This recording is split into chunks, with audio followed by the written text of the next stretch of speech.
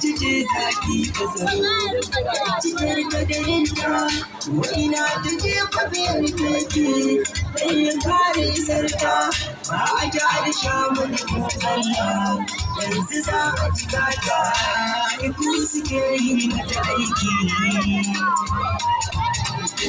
sakan take kara tarafi Inda duka halitta sun ka tsaya, kiranan kika soma, shi ya sa na ce kiɗi inda nake, kan ki dokin waka.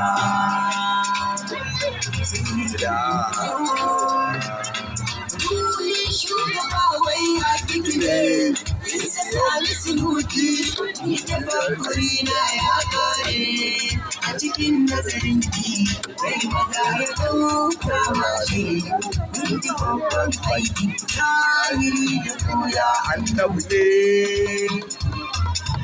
Ko ina azima ta yi duniya bakai har al'amira duka suna sharafin su shi ya sa faranku ya ce sai da sa hannunku